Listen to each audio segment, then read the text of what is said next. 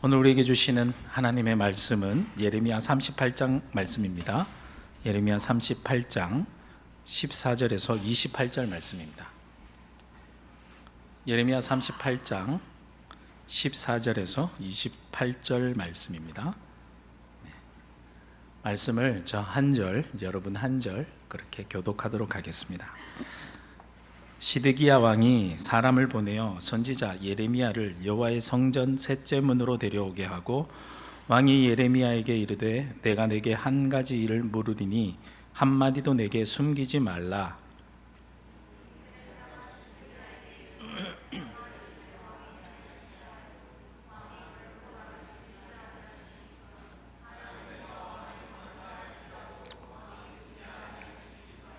시드기야 왕이 비밀히 예레미야에게 맹세하여 이르되 우리에게 이 영혼을 지으신 여호와께서 살아계심을 두고 맹세하노니 내가 너를 죽이지도 아니하겠으며 내 생명을 찾는 그 사람들의 손에 넘기지도 아니하리라 하는지라.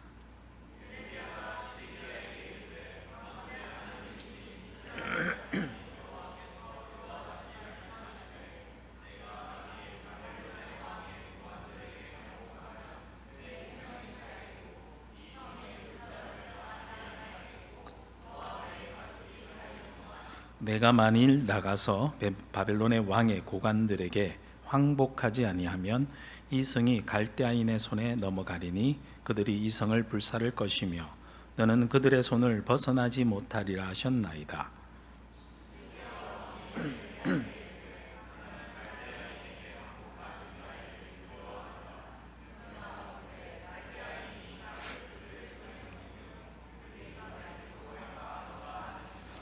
예레미야가 이르되 그 무리가 왕을 그들에게 넘기지 아니하리이다. 원하옵나니 내가 왕에게 아뢰는 바 여호와의 목소리에 순종하소서. 그리하면 왕이 복을 받아 생명을 보존하시리이다.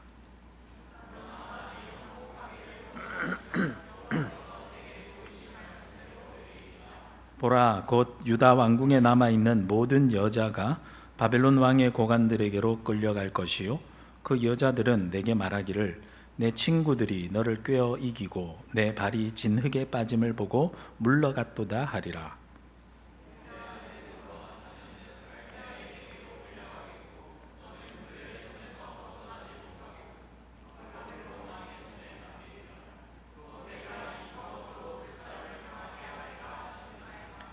시드기야가 예레미야에게 이르되 너는 이 말을 어느 사람에게도 알리지 말라. 그리하면 내가 죽지 아니하리라.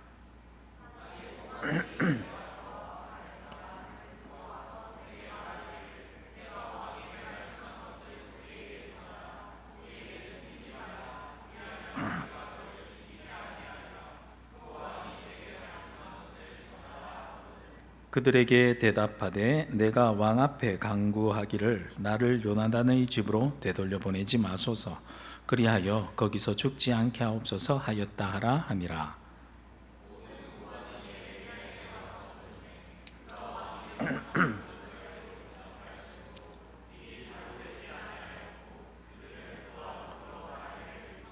함께 보실까요? 예레미야가 예루살렘이 함락되는 날까지 감옥들에 머물렀더라. 아멘. 예레미야는 사람들에게 하나님의 말씀을 숨기지 않고 있는 그대로 아주 담대하게 그리고 진실하게 전했습니다.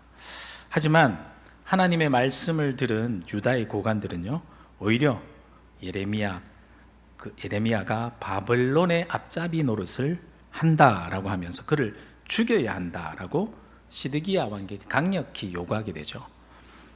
유유부단한 시드기야 왕은 그 고관들의 강력한 요구에 그만 예레미야를 그들의 손에 쉽게 넘겨져 버려서 예레미야가 죽음의 위기를 겪게 됩니다.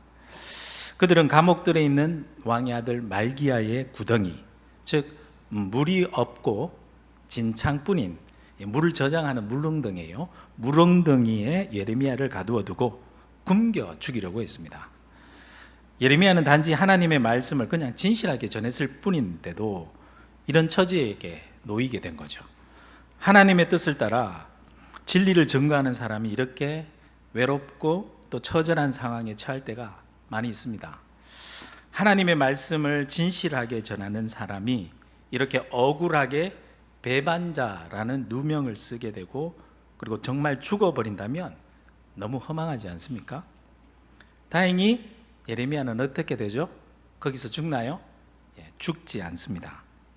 하나님의 말씀을 전해서 오해를 받기도 하고 억울한 누면도 쓰고 매를 맞기도 하고 고난을 당하고 죽음의 위기에 처하기도 하지만 그 일로 말미암아 죽진 않습니다. 그렇다면 예레미야는 도무지 피할 수 없을 것 같은 그 죽음의 절망적인 상황 속에서 어떻게 벗어날 수 있었느냐? 살 길이 생겼기 때문입니다. 오늘 말씀의 제목이 뭐죠? 시드기야와 예레미야의 살 길입니다. 어떻게 살 길이 생겼습니까? 하나님께서 살 길을 내어주셨기 때문에 그렇죠. 하나님의 살 길은 전혀 예상치 않았던 아주 의외의 인물인 왕국 내시 구스인 에벳멜렉이라는 사람을 통해서 생깁니다. 이 에벳멜렉이 예레미야의 소식을 듣고 급하게 왕을 찾아와 왕에게 아주 당당하게 말하죠. 이 모든 일이 악한 일이다 라고 하면서 왕에게 청해 사람들을 데리고 물 웅덩이에 있는 예레미야를 구하게 됩니다. 자, 여기까지가 오늘 본문에 나온 바로 앞의 내용이에요. 오늘은 이렇게 하나님께서 내신 이 살 길에 대한 반응을 살펴보겠는데 시드기야와 예레미야의 반응이 전혀 다르게 나타납니다. 그 반응이 어떻게 다른지 두 사람이 은밀히 만나서 주고받은 오늘 본문에 나오는 대화를 중심으로 오늘 함께 살펴보고자 합니다. 오늘 본문의 내용을 세 부분으로 나눌 수 있는데요. 첫 번째는 14절에서 16절까지 말씀이 시드기야 왕과 예레미야가 은밀하게 만나서 대화를 나누게 되는 장면이 나옵니다. 그리고 17절에서 23절 말씀에 보면 예레미야가 시드기야 왕에게 하나님의 말씀을 전해주는데 시드기야 왕이 살 길을 알려줘요. 그리고 마지막 24절에서 28절 말씀에 보면 시드기야 왕을 통해서 예레미야가 살 길을 얻게 되는 그런 말씀이 나옵니다. 첫 번째 부분을 먼저 살펴볼까요? 14절에서 16절 말씀인데요. 시드기야 왕은 바벨론이 유다에 침략했을 때에 바벨론에 의해서 세워진 왕입니다.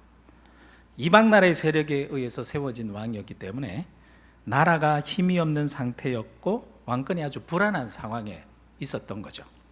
또한 그 당시 유다의 상황은 주변 나라의 힘의 역학관계에 따라서 유다가 이 나라에 붙었다가 저 나라에 붙었다 하는 상황이었습니다. 그러자 바벨론은 쉽게 자신을 배반하고 이렇게 오락가락하는 유다를 안 되겠다, 쳐야 되겠다 치기 위해서 예루살렘으로 쳐들어오게 되죠.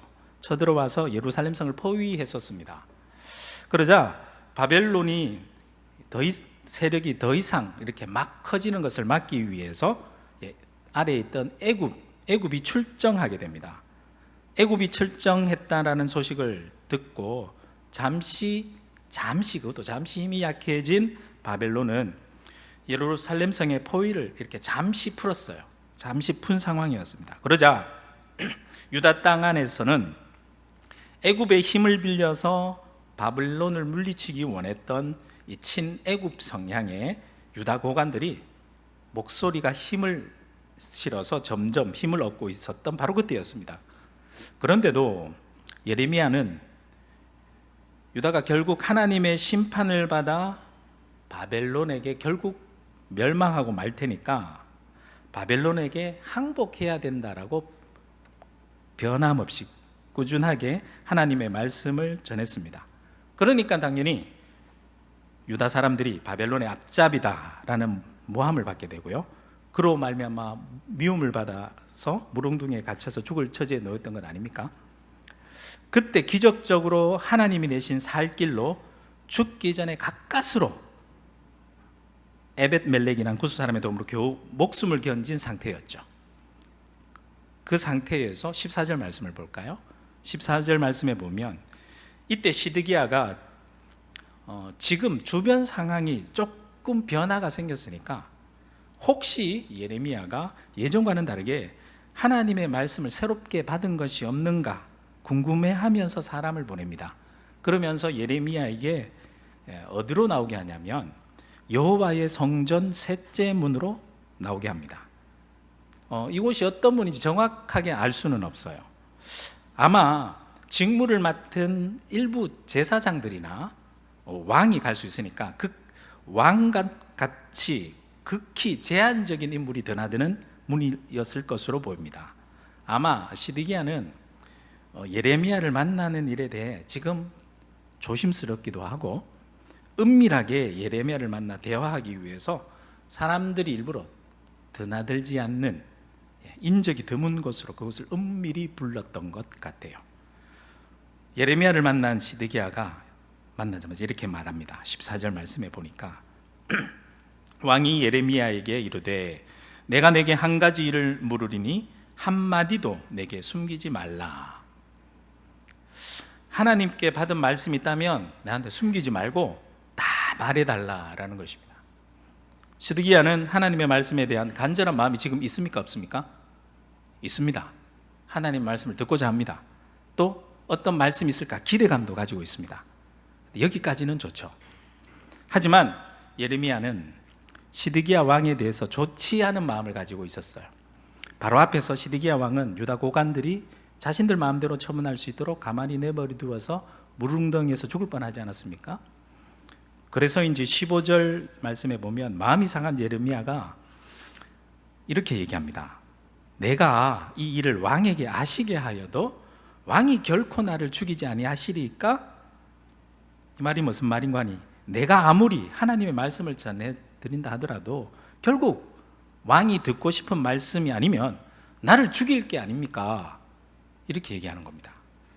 그리고 또 이렇게 얘기하죠. 가령 내가 왕을 권한다 할지라도 왕이 듣지 아니하시리라. 아무리 자신이 하나님의 말씀을 전해줘도 그 말씀이 하나님의 당신 왕의 마음에 드는 말씀이 아니라면 당신은 듣지 아니할 것이다 라고 말하는 거죠. 그러자 시드기야는 예레미야에게 아주 비밀히 맹세하면서 이렇게 말합니다.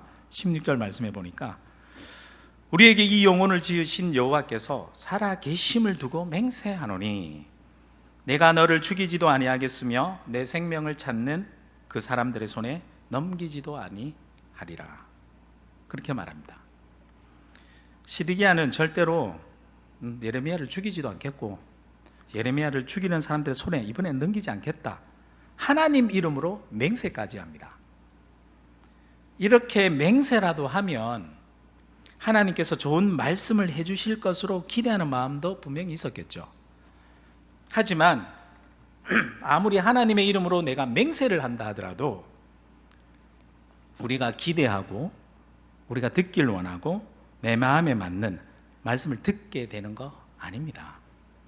하나님의 말씀이 어떠한지 보실까요? 두 번째 부분으로 가서 하나님의 말씀이 본격적으로 말씀해 주는데 시드기야의 살 길을 알려줘요. 예레미야가 시드기야에게 하나님 말씀 전합니다. 17절에서 18절 말씀해 보면 이렇게 전합니다. 예레미야가 시드기야에게 이르되 만군의 하나님이신 이스라엘의 하나님 여호와께서 이와 같이 말씀하시되 내가 만일 바벨론의 왕의 고관들에게 항복하면 내 생명이 살겠고 이 성이 불사름을 당하지 아니하겠고 너와 내 가족이 살려니와 내가 만일 나가서 바벨론의 왕의 고관들에게 항복하지 아니하면 이 성이 갈대인의 손에 넘어가리니 그들이 이 성을 불사를 것이며 너는 그들의 손을 벗어나지 못하리라 하셨나이다. 하나님의 말씀은 예전과 똑같아요? 달라졌어요? 아니 어떻게 되었어요? 하나님의 말씀은 변함이 없습니다. 전과 동일합니다. 시간이 지나고 상황이 변해도 하나님의 말씀은 변하지 않습니다. 하나님의 뜻이 변함이 없기 때문입니다.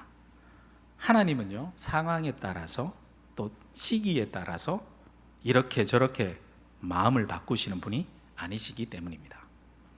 또한 하나님의 말씀하신 그대로 행하시는 분이 하나님이세요. 하나님께서 유다에 대한 심판을 분명히 말씀하셨죠. 말씀하셨고 바벨론을 하나님의 징계의 도구로 이미 선택하셨어요. 이것을 받아들이는 거, 이것에 순종하는 거, 즉 이 하나님의 징계를 받는 거, 그것이 하나님의 뜻이에요.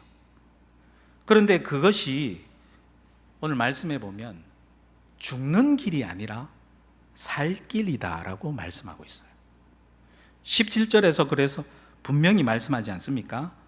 바벨론에 항복하게 되면 내 생명도 살 거고 내 가족도 살 거고 예루살렘 성도 살 것이다 라고 말씀하고 있지 않습니까?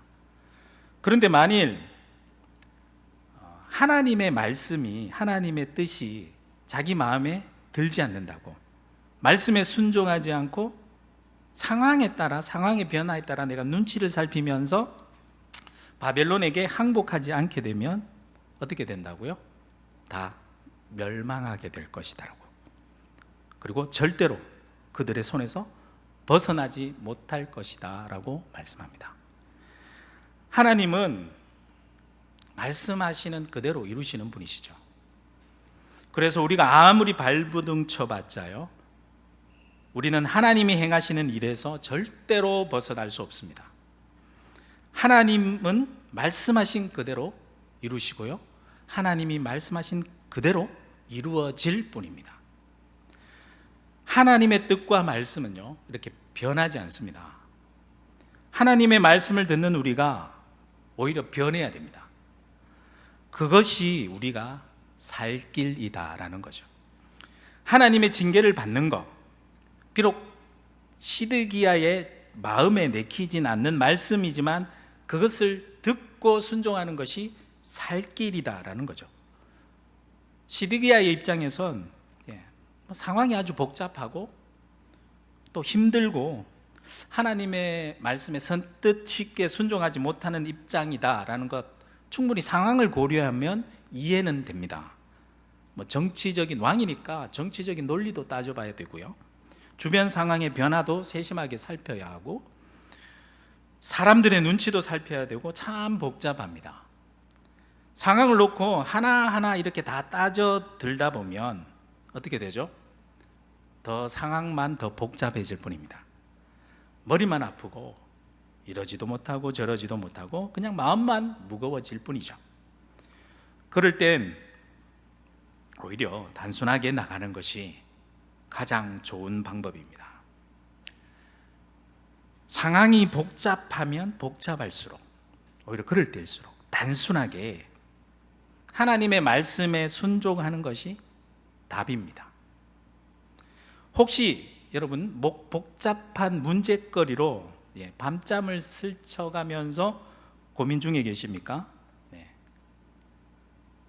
고민해봤자 고민만 나을 뿐입니다. 더 이상 고민하지 마십시오. 그럴 땐 그냥 단순하게 하나님의 말씀대로 그냥 결정해 버리십시오. 선택해 버리세요. 하나님의 말씀대로 그냥 결정하고 순종해 보십시오. 하나님의 말씀은요, 아주 단순하고 명확하고 분명합니다. 그 말씀 앞에서 머리를 이리저리 굴리거나 이거저거 따져볼 필요가 없습니다. 하나님의 말씀은 분명하고 변함이 없기에 나만 변하면 돼요. 생각이 복잡할 필요도 없습니다. 그냥 하나님이 하라면 하라는 대로 단순하게 그냥 하면 됩니다. 하지 말라면 안 하면 되고요. 그것이 내가 살 길이에요.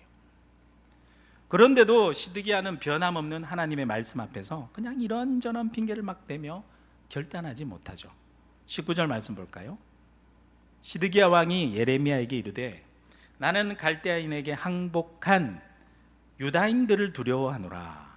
염려하건대 갈대아인이 나를 그들의 손에 넘기면 그들이 나를 조롱할까 하노라 하는지라. 세 번역에서 보면 이 부분을 이렇게 번역했어요. 시드기야 왕이 어떻게 변명을 대냐면 나는 바벨로니아 군대에게 투항한 유다 사람들이 두렵소. 바벨로니아 군대가 나를 그들의 손에 넘겨주면 그들이 나를 학대할지도 모르지 않소? 이렇게 번역했어요. 아마 이때 이미 바벨론에게 투항한 유대 사람들도 있었던 모양이에요. 아마 이들은 시드기야 왕에 대한 반감으로 투항했거나 혹 예레미야 예언의 말씀을 듣고 이미 투항한 사람들일 수도 있어요. 아니면 바벨론이 쳐들어올 때 예루살렘 성 외, 모든 사람이 성 안으로 피신하잖아요. 성 외에 다른 지역에 거주하는 사람들이 시드기야 왕이 예루살렘 성을 지키겠다고, 수호하겠다고 수비에만 전념하고 그들을 위해서 아무런 지원도 해주지 않으면 어떻게 돼요? 별 수 없이 그들은 바벨론에게 투항할 수밖에 없잖아요. 투항한 유다 사람들일 수도 있습니다. 이랬든 저랬든 모두 시드기야 왕에 대해서는 좋지 않은 감정을 사람들일 것입니다. 시드기야는 자신이 만약 바벨론에게 이렇게 항복하게 되면, 질질 끌다가 항복하게 되면 그들을 어떻게 볼 거고, 그들로부터 혹시 학대를 당하면 내가 힘들지 않겠냐, 이렇게 말하는 거죠. 여러분, 참으로 한심하지 않습니까? 시드기야가 지금 누구죠? 한나라의 왕이에요. 한나라의 왕이라는 작자가 자신이 다스리는 백성들의 안위에 대해서는 안중에도 없고 지금 오직 누구 처지만 걱정하고 있어요? 자신의 처지만 걱정하고 있어요. 이건 완전히 왕으로서 핑계 같지 않은 핑계를 대는 것 아닙니까? 그런데 우리가 오늘 말씀을 보면서 시드기야만 그렇게 답답해 보일까요? 우리들은 그렇지 않을까요? 우리가 사는 시대는요, 하나님의 말씀이 얼마나 분명하게 우리에게 전해지는 시대인지 모릅니다. 우리는 언제 어디서나 쉽게 성경 말씀을 읽을 수가 있어요. 옛날에는 안 그랬거든요. 성경 말씀 자체를 읽기가 힘들었어요. 근데 오늘은 어디서나 쉽게 성경 말씀을 읽을 수도 있어요. 또 여러 매체들을 통해서 좋은 하나님의 말씀을, 좋은 설교를 통해서 얼마든지 쉽게 들을 수가 있어요. 게다가 성서에 대한 연구가 얼마나 깊어졌는지요. 우리는 성경 말씀에 대한 정말 많은 지식을 접할 수가 있어서 우리 하나님의 말씀에 대해서 우리가 살고 있는 이 시대만큼 더 쉽고 분명하게 전달되는 시대는 아마 과거에는부터 지금까지 살펴보면 없을 거예요. 그렇게 하나님의 말씀이 우리에게 분명하고 자세하고 손쉽게 널리 전해지고 있는데 우리들은 어떠합니까? 그 하나님의 말씀에 쉽게 아멘 하면서 순종하십니까? 오히려 하나님의 말씀에 이런저런 핑계대면서 그냥 주저하고 있지는 않습니까? 하나님, 예배 드려야 되는 건 맞는데요, 제가 오늘 피치 못할 사정이 생겼네요. 하나님, 하나님 사역에 섬기며 봉사해야 하는 것 제가 알고는 있어요. 하지만 제가 이 문제만 해결되면 그때부터 잘할게요. 이것 때문에 저것 때문에 제 상황이 다 복잡한 거 하나님이 더 잘 아시잖아요. 이렇게 이런저런 핑계를 대면서 빠져나가는 것 아닌가요? 불순종하는 자에게는요, 핑계댈 게 수도 없이 많이 있습니다. 하지만 순종하는 자에게는 핑계가 전혀 없습니다. 예레미야는 하나님의 말씀을 통해 시드기야에게 이렇게 살 길을 분명하고 확실하게 알려주는데도 순종하기를 주저하며 핑계를 대는 것이 적잖이 예레미야 입장에서는 답답했던 모양이에요. 그래서 20절 말씀에 보면 이렇게 말씀하죠. 예레미야가 이르되 그 무리가 왕을 그들에게 넘기지 아니하리이다. 원하옵나니 내가 왕에게 아뢰바 여호와의 목소리에 순종하소서. 그리하면 왕이 복을 받아 생명을 보전하시리다. 아무리 상황이 복잡해도 하나님의 말씀에 따라 결단하여 순종하면 복을 받습니다. 명료하죠. 또한 그것만이 살 길입니다. 확실하지 않습니까? 이렇게 하나님의 말씀을 숨김없이 그대로 말해주는데도 시드기야 왕은 울쯤을하며 있으니까 예레미야는 제발 확신을 좀 가지라고 다시 한 번 더, 만약 하나님의 말씀에 순종하지 못하고 지금 결단하지 않으면 어떻게 되는지 하나님의 경고의 말씀을 다시 한번 상기시켜줘요. 21절에서 23절 말씀 읽어보겠습니다. 그러나 만일 항복하기를 거절하시면 여호와께서 내게 보이신 말씀대로 되리이다. 보라, 곧 유다 왕궁에 남아있는 모든 여자가 바벨론 왕의 고관들에게로 끌려갈 것이요, 그 여자들은 내게 말하기를 내 친구들이 너를 꿰어 이기고 내 발이 진흙에 빠짐을 보고 물러갔도다 하리라. 내 아내들과 자녀는 갈대아인에게로 끌려가겠고 너는 그들의 손에서 벗어나지 못하고 바벨론 왕의 손에 잡히리라. 또 내가 이 성읍으로 불사람을 당하게 하리라 하셨나이다. 예레미야는 하나님이 이미 보여주신 말씀대로, 이미 알려주신 말씀대로 예루살렘은 멸망할 것이고 모든 사람들은 포로로 끌려가게 될 것이다 라고 말씀해 주는 거죠. 22절 말씀해 보면 조금 이해가 안 되는 것 같은데요, 22절 말씀해 보면 포로로 잡혀가는 여인들이 끌려가면서 시드기야 왕에게 이렇게 조롱하게 될 것이라고 아주 실감나게 표현하는 거예요. 세 번역을 보면 이렇게 번역했어요. 여인들이 끌려가면서 이렇게 시드기야에게 탄식하는 거예요. 믿던 도끼에 발 찍혔다. 친구들이 너를 속이고 멋대로 하다가 내가 진창에 빠지니 너를 버리고 떠났다. 내가 믿던 친구들이 다 어디 갔냐? 내가 그토록 믿던 사람들 다 어디 갔냐? 내가 진창에 빠지니까, 곤란한 상황에 놓으니까 모두 다 너를 버리고 도망가버리고 없지 않느냐라고 바벨론으로 끌려가는 여인들이 시드기야를 향해 마치 조롱하듯이 탄식하며 이렇게 울부짖더라라는 것입니다. 우리는 하나님 외에 그 누구도, 그 무엇도 믿을 수 없습니다. 우리를 끝까지 책임지시는 분은요, 오직 우리 하나님 한 분밖에 없습니다. 그러니 우리가 오직 살 길은 하나뿐이죠. 우리를 끝까지 사랑하고 끝까지 책임지시는 하나님만 의지하는 방법밖에 없습니다. 하나님의 말씀만 듣는 방법밖에 없습니다. 그 하나님께서 우리에게 변함없는 말씀으로 우리에게 살 길을 보여주세요. 그 살 길이 어디에 있는지 알려주십니다.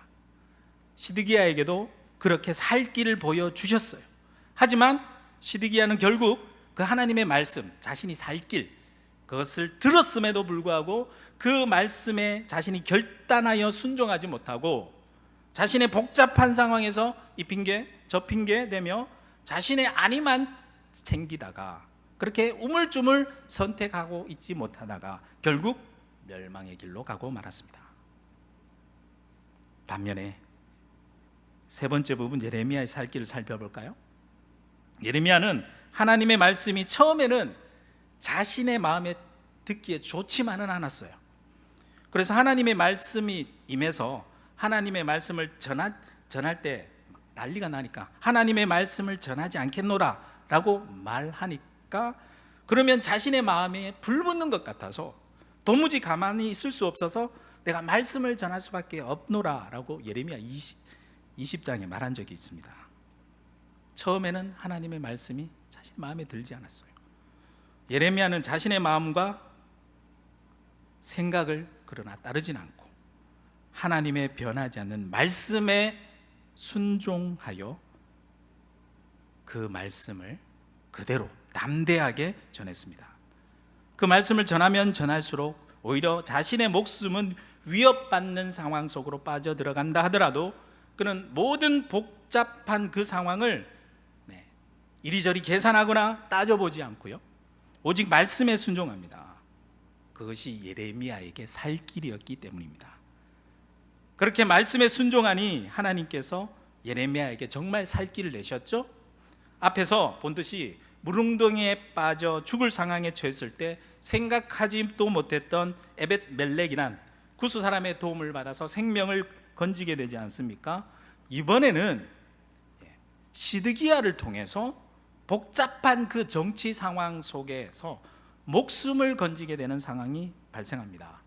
24절 말씀에 보면 예레미야가 전하는 하나님의 말씀을 들은 시드기야가 지금 정치적인 상황이 굉장히 복잡하고 위험하니까, 그리고 예레미야의 발언이 정말 위험한 발언임을 알고 예레미야에게 조용히 이렇게 말합니다.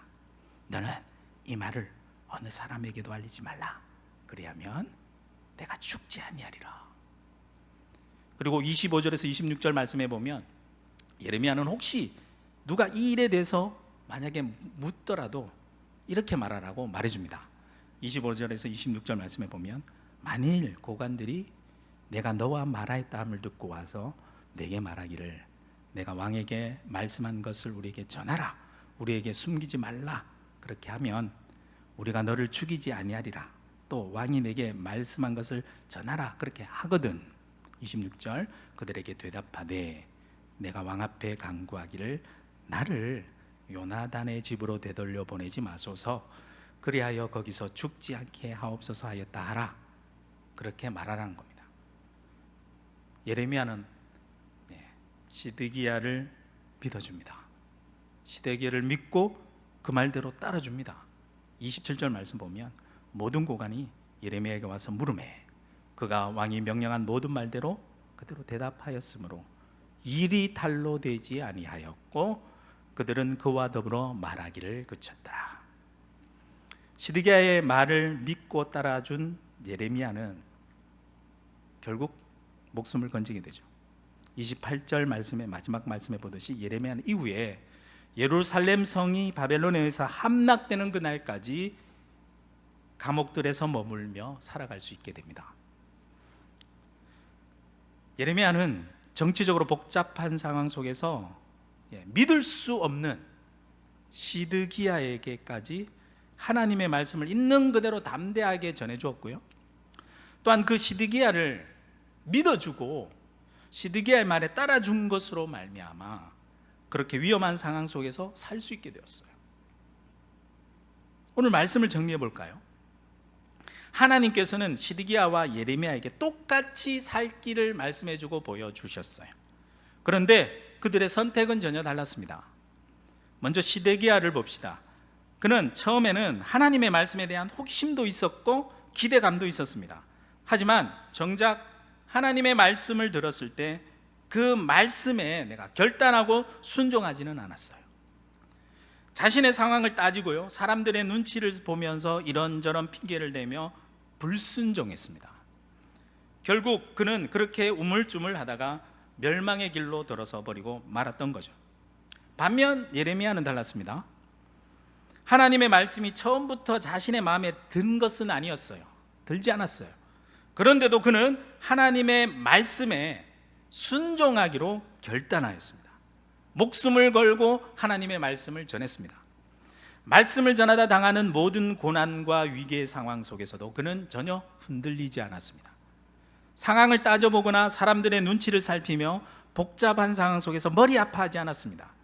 이것저것 따지지도 않고 그냥 단순하게 순수하게 하나님의 말씀에 따라 순종하였던 것입니다. 그러자 하나님께서 그에게 생각지도 않았던 사람들을 통해 살 길을 내어주셨습니다. 여러분은 어떠합니까? 시드기야와 같이 하나님의 변함없는 말씀 앞에서 상황 따지고 조건 따지며 이 핑계 저 핑계 대며 순종하지 않고 결국 하나님이 우리에게 주신 살 길을 내가 스스로 걷어차버리고 멸망의 길로 들어선 사람입니까? 아니면 예레미야처럼 비록 지금 나에게 다가오는 하나님의 말씀이 내 마음에 들지는 않더라도 정말 그 말씀대로 살려고 하고 이 세상에서 그 말씀대로 살려고 하면 죽을 것 같은 상황이 닥치더라도 주님의 말씀이라면 이것저것 따지지 않고 결단하여 순종함으로써 하나님의 놀라운 구원의 경험을 하면서 살아가는 사람들입니까? 어느 쪽 사람입니까? 후자가 되었으면 좋겠습니다. 다른 사람 눈치 볼 필요 없습니다. 여러분은 그 어떠한 상황 속에서도 말씀대로 순종하기로 결단하는 사람들이 다 되시길 바랍니다. 그러한 사람들을 통해 하나님께서는 일하십니다. 하나님의 구원의 역사는 그들을 통해 이어가십니다. 성경을 보십시오. 가나안 땅에 들어간 이스라엘 백성들이 가나안 문화에 점점 물들어가고 하나님과 점점 멀어져가는 바로 그때에 여호수아가 이스라엘 백성들 앞에 서서 이렇게 결단하며 나서죠. 여호수아서 24장 15절 말씀해 보면, 만일 여호와를 섬기는 것이 너희에게 좋지 않게 보이거든 너희 조상들이 강 저쪽에서 섬기던 신들이든지 또는 너희가 거주하는 땅에 있는 아모리 족속의 신들이든지 너희가 섬길 자를 오늘 택하라. 오직 나와 내 집은 여호와를 섬기겠노라 하니. 그러자 이스라엘 백성들도 그 여호수아의 결단에 도전을 받죠. 도전을 받고 이렇게 다 같이 결단하게 돼요. 16절 말씀에 보면 백성이 대답하여 이르되 우리가 결단코 여호와를 버리고 다른 신들을 섬기기를 하지 아니하오리니. 여호수아의 단순하고 분명하고 확고한 그 결단이 이스라엘 백성들을 살리는 길로 인도하게 되었습니다. 또 있습니다.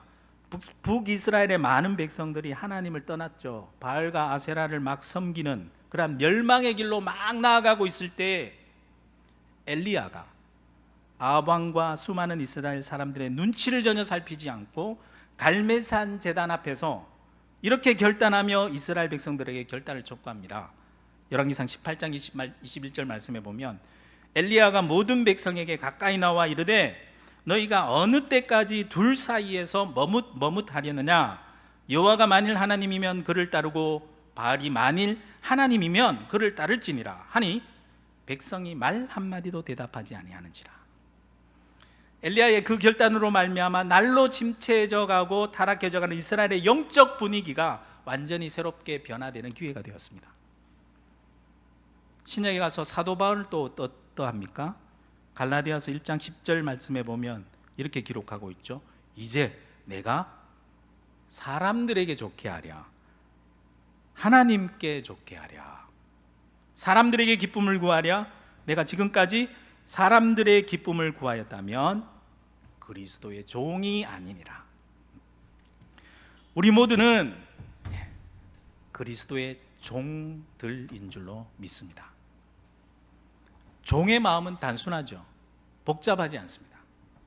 오직 주인의 눈치만 살피고 주인의 말씀에 순종하기만 하면 됩니다. 그러면 걱정거리도 없어요. 우리의 주인 되시는 예수 그리스도를 따라 우리가 세상 눈치 보지 말고요, 사람들 눈치 보지 말고요, 상황과 복잡한 사정 생각하지 말고요, 복잡하게 생각하지 말고 오로지 변함없는 주님의 말씀만 따라 살아가는 저와 여러분들이 되시길 주님의 이름으로 축복합니다. 그것이 저와 여러분들이 살 길인 줄로 믿습니다.